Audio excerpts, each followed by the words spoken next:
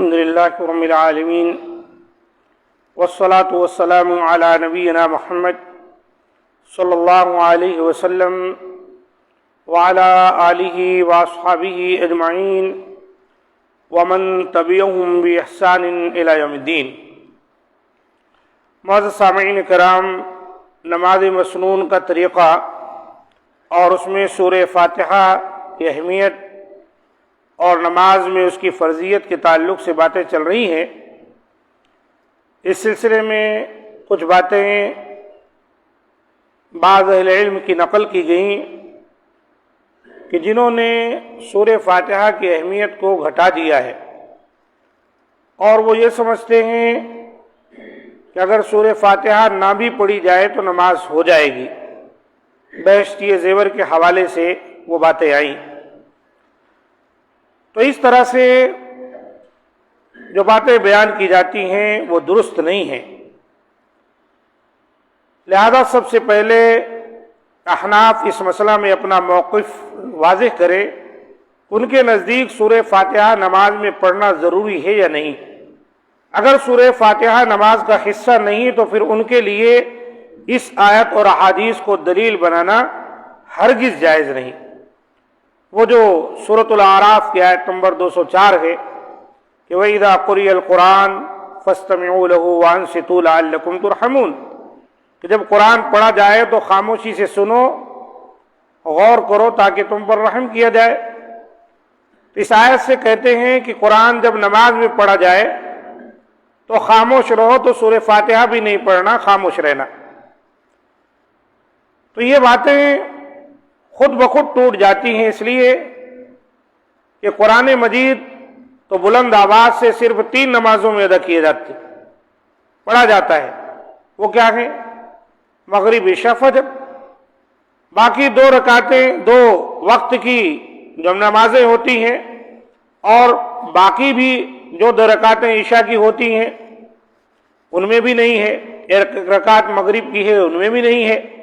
لیکن یہاں مطلق طور پر کہتے ہیں، کیا کہتے ہیں؟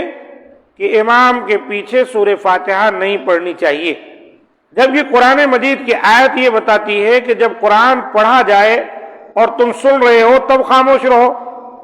تو اس آیت سے ان کا استدلال درست نہیں ہے۔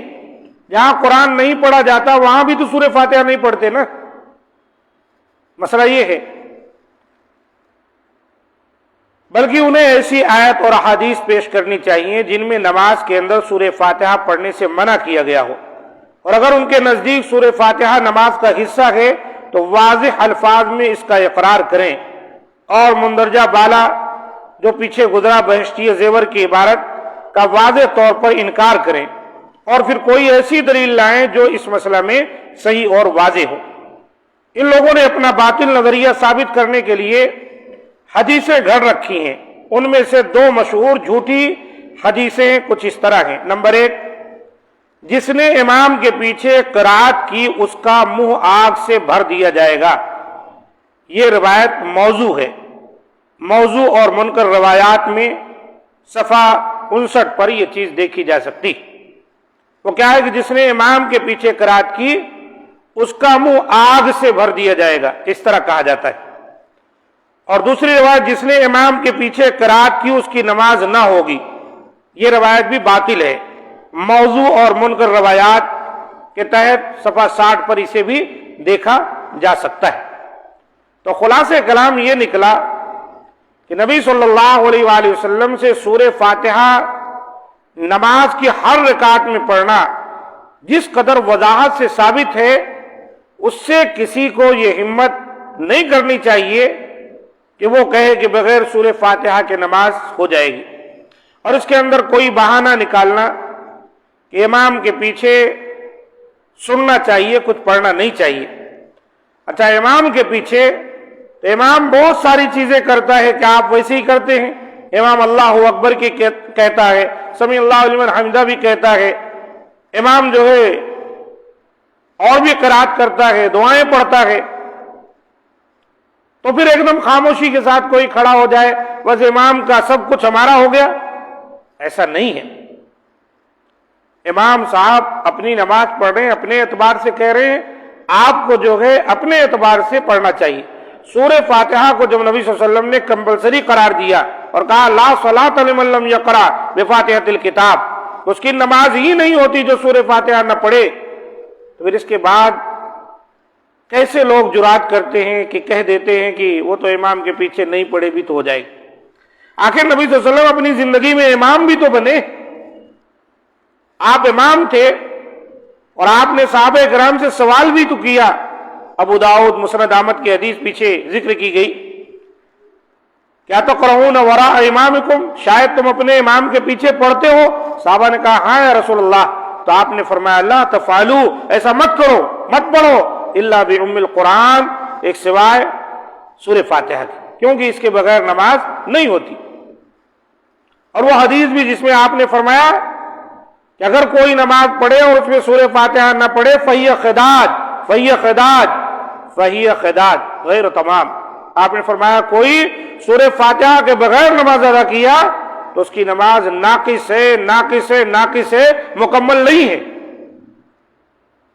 تو لہذا میرے دوستو اسی بات کو تسلیم کر لینے میں بھلائی ہے کہ سورہ فاتحہ کی نماز کی ہر رکعت میں پڑھنا ضروری ہے، چاہے آپ تنہا نماز پڑھیں، چاہے آپ جماعت کے ساتھ نماز پڑھیں، امام ہو کہ مقتدی، مرد ہو کہ عورت، نماز بھی چاہے کوئی بھی ہو، فرائض میں سے ہو، نوافل میں سے ہو، حتیٰ کہ نماز جنازہ، اور یہاں تو فرض کے لیے کیا کہا، امام کے پیچھے نہیں پڑھنا چاہیے، اور جنازے کی نماز میں جاتے جاتے سورہ فاتحہ بالکل ہی گول کر دیے، وہاں امام کو بھی نہیں پڑھنا چاہیے۔ سورہ فاتحہ نماز جنازہ میں ہے ہی نہیں ان کے نزدیک۔ بعض لوگوں نے بڑی رعایت کی تو کہا اگر دعا یاد نہیں ہے تو دعا کی نیت سے پڑھ لے۔ یہاں کہا مقتدی نہ پڑھے امام کے پیچھے، اور جنازے میں پہنچتے پہنچتے امام بھی جو ہے نکال۔ اور اللہ کے رسول کیا کہہ رہے ہیں، لا صلاۃ لمن لم یقرأ بفاتحۃ الکتاب، اس کی نماز نہیں ہوتی جو سورہ فاتحہ نہ پڑھے۔ اللہ تعالی ہم تمام کو توفیق دے۔ ہم کو چاہیے قرآن و سنت کی طرف پلٹے، اور جو بودھی دلیلیں دی جاتی ہیں ان میں کوئی وزن نہیں ہے۔ سورۃ الاعراف کی آیت نمبر 204 کے حوالے سے قرآن پڑھا جائے خاموش رہو تاکہ رحم کیا جائے، غور سے سنو، تو یہ خاص جو ہے اسی کے لیے نہیں ہے، نماز کے لیے۔ جب بھی قرآن پڑھا جائے ہم کو خاموشی سے سننا چاہیے، اور اگر مان لیتے ہیں نماز کے لیے ہے تو نماز میں جب قرات ہوتی ہے تو ٹھیک ہے وہاں خاموش رہیں، جن نمازوں میں قرات ہے ہی نہیں وہاں پھر آپ نے تو مطلق طور پر کہہ دیا سورہ فاتحہ پڑھنا ہی نہیں امام کے پیچھے، وہاں تو قرات نہیں ہو رہی ہے۔ ظہر کی 4 رکعتوں میں، عصر کی 4 رکعتوں میں، مغرب کی 1 رکعت میں، عشاء کی 2 رکعتوں میں کوئی قرات نہیں ہو رہی ہے، تو وہاں تو پڑھنا چاہیے نا، لیکن کہا نہیں امام کے پیچھے پڑھنا ہی نہیں، مطلق حکم لگا دیا۔ اور پھر بہشتی زیور کے حوالے سے کیا پیش ہوا کہ خواتین جو نہ بھی پڑھے چپکی بھی کھڑے رہے ان کی بھی نماز ہو جائے گی۔ مردوں کے لیے نماز جنازہ سے سورہ فاتحہ غائب کر دیا گیا، غلط بات ہے۔ اللہ کے رسول نے فرمایا صلو کما رأیتمونی وصلی، نماز ایسی پڑھو جیسے مجھے پڑھتے دیکھ رہے ہو۔ اس کا تقاضا یہ ہے کہ احادیث سے جتنی حدیثیں ایسی ملتی ہیں جن میں سورہ فاتحہ کا ذکر ہے ہم کو چاہیے اس پر عمل کریں۔ اللہ تعالی ہم تمام کو ان باتوں پر عمل کی توفیق دے، اور اس سلسلے میں جو کوتاہیاں ہم سے اور آپ سے سرزد ہوتی ہیں اللہ تعالیٰ اسے معاف فرمائے۔ ہمیں کسی مسلک کے جمود میں نہیں پڑھنا چاہیے، قرآن و سنت سے جو ثابت ہو اس پر عمل کرنا چاہیے۔ ہم ایمان لائیں اللہ اور رسول پر، ہم پابند قرآن و سنت کے، نہ کہ کسی کے اقوال کے، کسی مسلک کے۔ هذا ما عندي، سبحان ربك رب العزة عما يصفون، وسلام على المرسلين، والحمد لله رب العالمين۔